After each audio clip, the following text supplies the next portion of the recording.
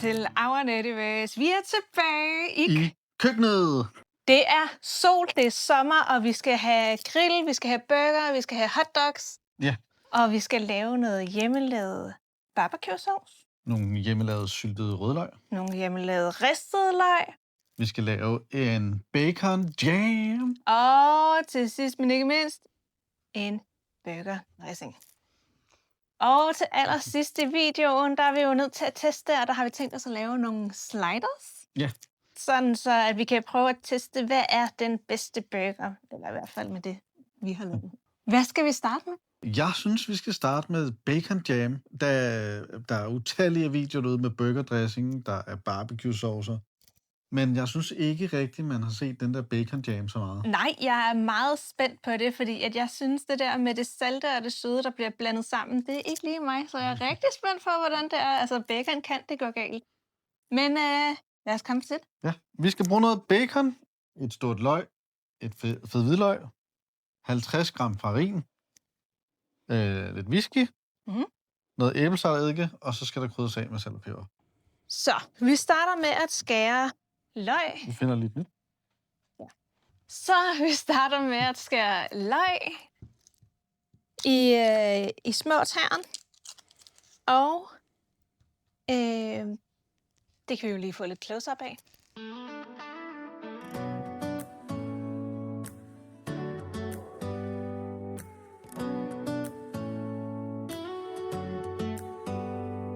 Do you hear that? My sanity about to break while everyone I know's out. On a trip, on a boat, on a lake. I'm tired of feeling all FOMO. Babe, I don't even care if we stay home. Put our to-do list on ice. We crank the AC to 79. Ja, vi skal til at starte med bacon. Og hvad er det, vi skal her? Jamen, vi skal jo have det stegt ved lav varme. Så alt fedtet gerne skulle komme af. Så det kan godt lige tage noget tid. Så tror jeg da, hvis det her det er blevet helt sprødt. Så lad os få det. Og så skal vi bruge restfedtet, der er på panden, til at stege løg. Så vi tager løgene og kommer herned. Og det skal bare stege langsomt. Så stille og roligt. Det kan jo faktisk være, at vi skal have temperaturen en lille smule ned. Det skal være helt gyldne og bløde. Okay. Ja, nu skal vi til at have hvidløg på. Det kommer på her. Og det skal brunes sammen med løgene. Og hvad var det nu, vi skulle gøre med bacon? Den skal faktisk hakkes ekstra nu. Yes. Slipping on a swimsuit is overrated. We don't need a beach to get a half naked. Life's too short. Let's not waste it. 'Cause paradise is wherever we make it. Bacon tilbage i. Og så skal de andre ting i. Og hvor meget brun farin har du i? Der har vi 50 gram. Og så skal vi have noget eddike. Og noget whisky. Eller var det omvendt? Men der er 25 ml her.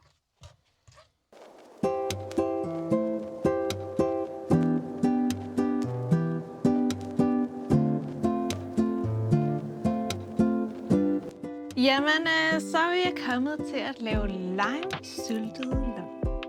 Rødløg. Lime-syltet rødløg. Og det er bare at gå i gang med at få skåret en masse tynde strimler af noget løg. Og så har vi noget æblecideredike og noget sukker og en lime. Ja. Så jeg begynder bare at skære. Den ældste datter, hun kunne godt lide det. Det tror jeg. Jeg ved det ikke. Men det skulle ikke undre mig. Hun kan godt lide noget, der er lidt surt, og hun er lige begyndt godt at kunne lide løg. Jeg kan ikke sige noget.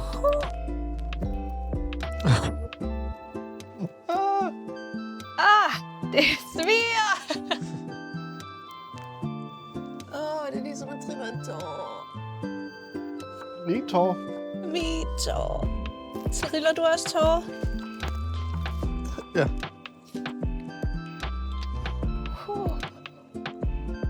Kan det være der? Ja, det passer lige. Det er lidt svært ved at folde det rundt, men Så må I lukke låget og shake den. Okay, jamen vi har fået styr på tårerne, og alle løgene de er blevet skåret. Nu skal jeg tænker, at vi bare lige blander eddike med sukker og lime til at starte med, inden vi hælder det over lagen. Jeg finder et tiny whisk. Det er jo et af de vigtigste redskaber i et hjem. Det er et tiny whisk. Og det var æblecider og eddike. Og så kan vi få rørt sukkeret ud. Gud, stod der ikke, at vi skulle... jeg tror, vi skulle have revet skallen på den her. Jeg bruger den her rivedimmer. Jeg håber, det er godt nok. Og det bliver så kun på den halve, fordi jeg havde glemt det. Det gør ikke noget. Det er en del af Arven Ølvøs køkken. Der skal ske nogle sjove ting. Og glemsomheder.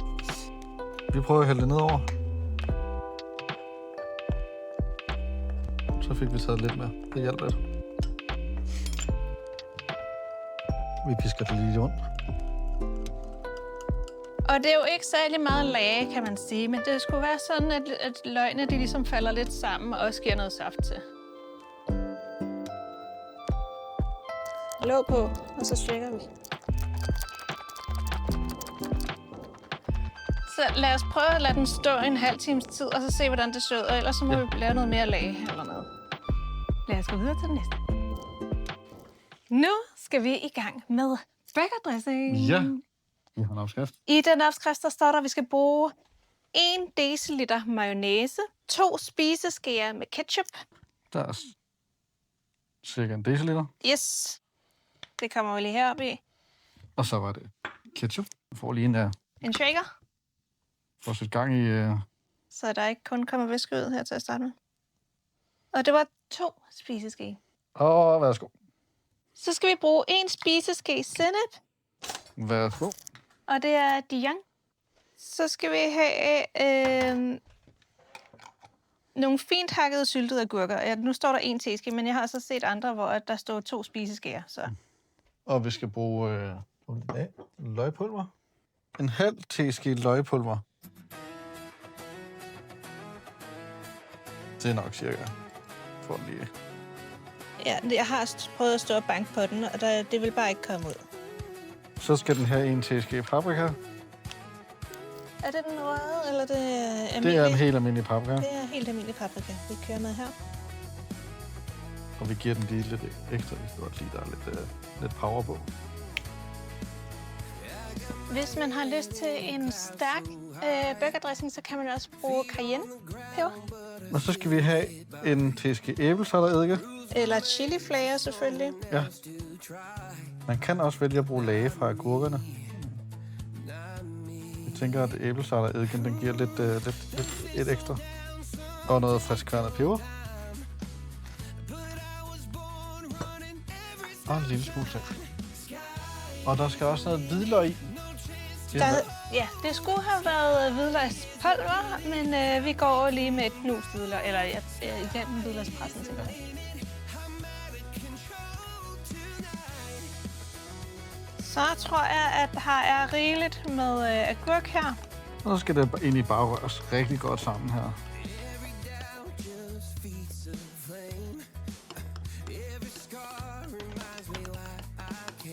Jeg tror, vi skal smage på det. Smage det lidt til med noget salt og peber. Eventuelt noget af det andet. Det gør, hvad den skal. Lidt mere ketchup eller lidt mere mayo.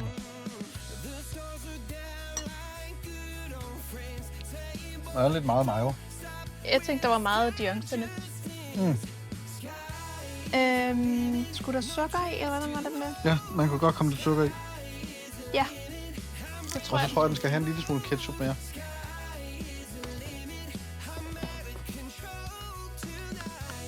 Og så er det jo faktisk, der står i opskriften, at den helst skal stå en halv time eller sådan noget, lige at trække sådan den rigtig for... Det kan også være, at den lige skal, hvis vi havde noget cayennepeber, at den lige skulle have en lille bitte drys af det. Det tror jeg ikke, at vi har. Men jeg tænker også bare salt. Det havde vi ikke givet det endnu, vel? Jo. Nå. En lille smule salt. Vinter. Og det var meget bedre. Ja, ikke? Det der sukker, det gør det virkelig. Ja, også ketchupen, der kom lidt mere af den der... Ja. Og så tror jeg lige, at jeg fik tykket et stykke hvidløg. Fedt. Jeg tænker, at hvidløgn kommer jo rigtig igennem, når den har stået trukket. Ja, Så lad os putte den på køen og komme videre med bacon chain. Godt, nu har den her trukket i hvert fald en halv time. Jeg har ikke rigtig holdt med. Nej, Men den har vel trukket.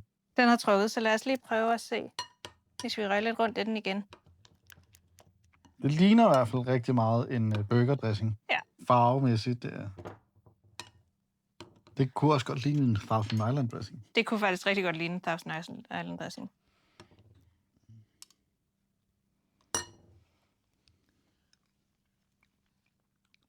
Den smager også ret meget Thousand Island. Men er det ikke også det, der er en burgerdressing? Det er det jo nok. Jeg synes, det skal have noget mere salt. Og så lidt peber. Peber! Så prøver vi igen. Nu er den der. En god burger, det der. God burgerdriller. Jamen, Som vi siger i jysk, så har der været god af burgerdriller. Ja, undskyld jyder. Jamen, lad os putte det på plads. Ja. Vi er nu kommet til at lave barbecue sauce. Eller barbecue mayonnaise, kan man også bruge det til. Ja. En gryde. Vi skal bruge en gryde. Vi skal bruge noget løg. Vi skal bruge sennep, soja, ketchup, æblecideredike, noget brun farin og... Røget paprika. Røget paprika. Og hvidløg. Og et hvidløg. Så der er en del forskelligt, der skal foregå, men det hele det skal bare op i gryden, og så skal det smørkoge i 20 minutter. Så lad os komme. Ja. Esben starter med at rive et løg fint. Nej, det er faktisk et halvt løg, fordi at jeg har valgt, at vi laver halv portion den her gang. Så det skulle blive til omkring 2 dl. Eller skal vi lave fuld portion til 4 dl? Ja, det kan vi godt. Det har vi til. Ja. Og barbecue-dressinger eller saucer eller marinader, de er jo meget forskellige. Man kunne også putte chili i, men det har vi ikke lige lyst til. Ja, der er nogle, jeg ved, der er nogle med whisky. Ja, Esben vil gerne have puttet whisky i. Det kan vi prøve en anden dag. Så kan vi lave nogle forskellige barbecue-saucer. Skriv en kommentar, hvis I synes, at vi skal lave en hel video bare om barbecue-sauce. Og lige om lidt, så stormer jeg ud og skal skylle øjnene. Ja, hold da op, de der røde løg. De havde godt nok gas på. Og imens jeg river løg, så finder Mie nogle af de andre ingredienser frem. Ja.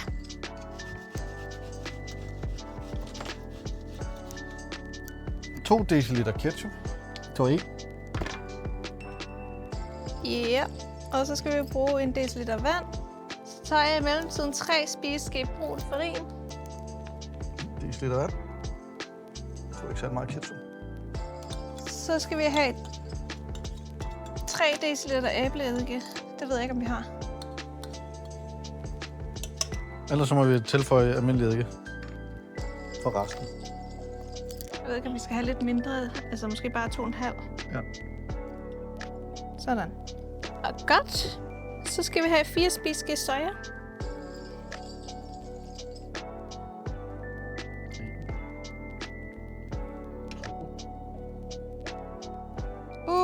Nej. 3. Imens skal du tage noget sennep. 2 dions sennep. I andre opskrifter af det, så kunne man tilsætte Worcestershire sauce. Jeg ved ikke, hvordan det smager. Nej. Men det havde vi i hvert fald ikke. Nej, nu skal vi prøve virse. Vi prøver virse. Virse er et produkt, man kan få i Tyskland. Som minder lidt om Worcester sauce og engelsk sauce. Sådan der. Så skal vi have 1 teske med røget paprika. Det var da en irriterende åbning. Det er bare lidt ekstra, det gør ikke noget. Det kan være, at vi skal putte lidt ekstra almindelig paprika i, så det ikke bliver for voldsomt. Ja. Skal vi gøre det? Sådan. Så. Så flytter vi den over på computer. Godt, guys. Jeg tror altså, vi har lavet en fejl. Det her, det var alt for meget eddike, vi fik puttet i. Det smagte så surt.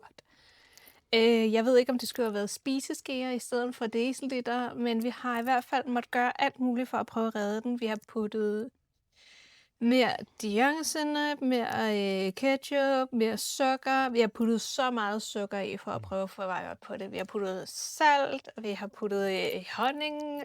Både flydende honning og rigtig honning. Ja.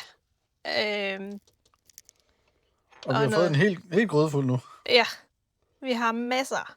Så lad os lige se, om det er ved at være der. Det er i hvert fald meget tættere på, end da vi prøvede til at starte med. Ja. Det her, det kan man kalde for en barbecue sauce. Det kunne man ikke til at starte med. Der smagte det som en eddikelag med ketchup i. Altså. Det eneste her, jeg måske kunne tænke mig lidt mere løgpulver, måske. Hvad tænker du, Esben? Ja, den mangler lidt løg, tror jeg. Løgsmag. Og måske lidt mere røget paprika. Ja. Men jeg tænker stadigvæk godt, at den kunne godt tåle lidt whisky. Altså, nu har vi puttet så meget i, så kunne man lige så godt også putte whisky i, hvis det var. Jamen, så finder jeg lige en whisky. Det. Der kom vi lige en lille chat whisky i. Skulle det ikke have været det hele? Jo, men det var med, at jeg havde glemt at starte kameraet. Sådan kan det gå. Nu har vi, altså vi følger overhovedet ikke opskriften længere. Vi putter bare alt muligt i. Der er også kommet mere hvidløg i. Jeg tror, jeg dobbelt så meget hvidløg. Jeg synes, den er der. Okay, jeg synes lidt mere salt. Men det er også okay. Men jeg synes, den er der. Jeg synes ikke, vi skal gøre mere. Okay. Jamen, så skal den jo blendes. Nu er det, hvad vi ikke kan det. Jeg tror, vi skal have det op i en større gryde. Og det kommer op i en større gryde.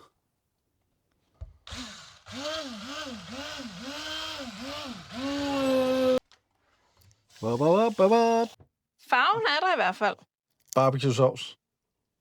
Version afnødes. Ja. Ristet løg. Ristet løg. Og det bliver mig, der skal løg, for mine øjne, de er helt... Næsten ikke rødspring det eller andet, men... Mine øjne, de var røde efter de der røde løg der. Men jeg tænker faktisk, i opskriften stod, at det skulle være sådan halve, altså ringe. Ja. Skal vi lave halve ringe, eller skal vi lave som rigtig ristet løg, hvor det er i tern? Jeg synes, vi skal lave kvarteringe. Kvarteringe. Okay, så de ikke bliver for voldsomme. Ja, men de må godt have lidt... Lidt større. Okay, det gør vi. Hvor mange løg skal vi bruge? 2 løg. 2 løg? Bare fordi jeg synes, det kunne være rigtig interessant. Så tænker jeg, at vi lige prøver sådan her. Ja, vi går i gang.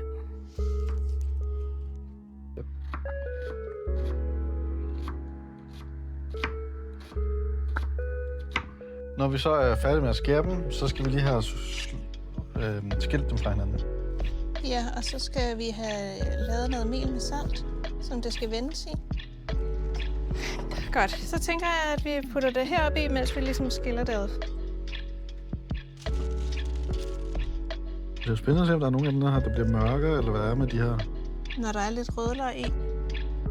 Og så skal det lige stå og trække noget af det her mel. Det er jo nok også for at få noget af væsken ud, kunne jeg forestille mig. Jamen, nu er vi klar til at få tændt for olien, så vi kan få ristet nogle løg.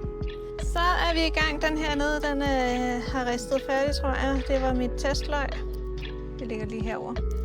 Så lad os prøve at få noget af det her på.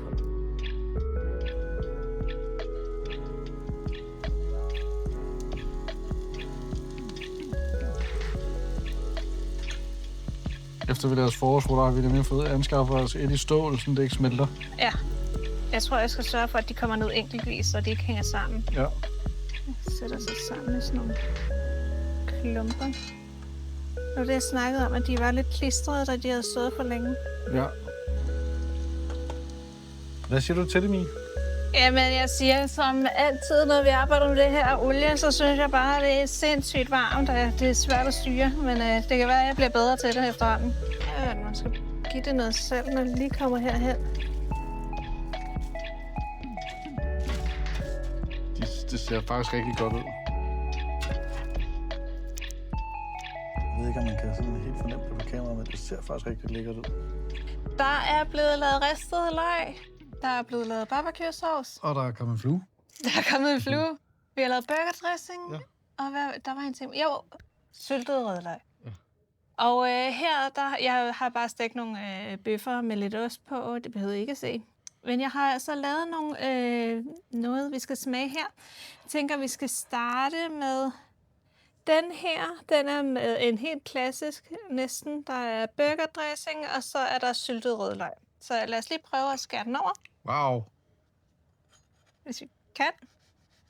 Så det husker jeg. Vi skal se snittet.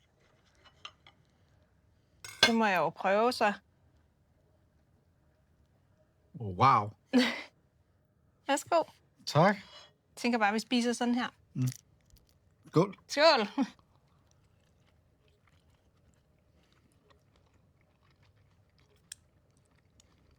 Mm. Det er lige præcis sådan, som en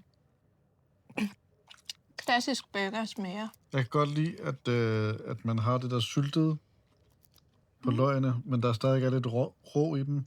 Ja. Og man både får den der løgsmag, men også den syltede smag. Den her, det er en vinder. Det smager virkelig godt.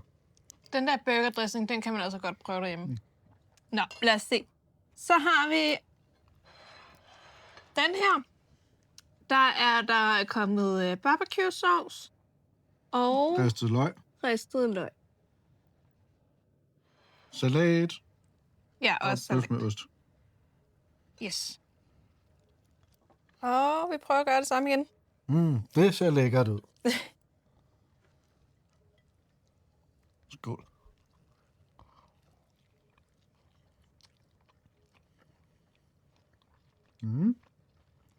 Den der barbecue dressing er blevet, eller sovs er blevet meget bedre, altså når den puttes ind i noget, og man ikke bare spiser den rent. Ja. Jeg synes måske, at de ristede løg, de drukner lidt her. Kan jeg sige, under smagsprøverne, at de ristede løg, de smager virkelig godt. Så har vi den her, Bomben. som er med, der er salat og bøf, og så er der det der bacon jam, Ristet løg. og igen ristet løg. Jeg Så kan godt det se, at jeg er har det, puttet, vi kalder umami-bomben. jeg har da vist nok puttet ristet løg i det hele nærmest, føler jeg nu. Ja. Man mister lidt overblikket, når man står der og prøver at putte noget forskelligt sammen. Og den ser sådan her ud. Jeg er virkelig spændt på det der baconmad. Skål.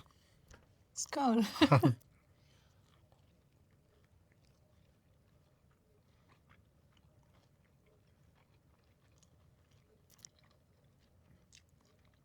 De kan noget helt andet. Det er meget anderledes. Og jeg synes, det er fedt. Man kan smage whiskyen. Ja, men vi fik også puttet en del ekstra whisky i, fordi vi synes, man skulle kunne smage det.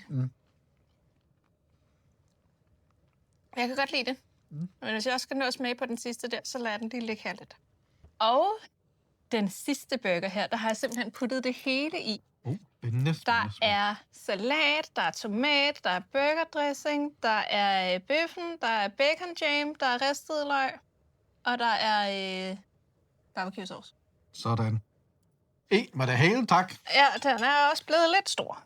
Og syltet løg selvfølgelig.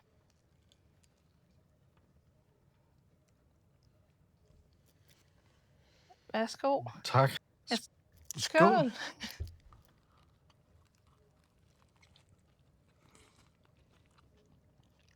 Det er faktisk ikke tosset. Det var rigtig godt. Bacon jam sammen med burgerdressingen. Ja. Den der burgerdressing, den løfter det faktisk. Der er en grund til, at man har kaldt det burgerdressing, tror jeg.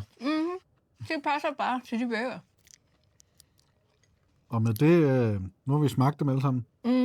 Og de kan jo noget forskelligt.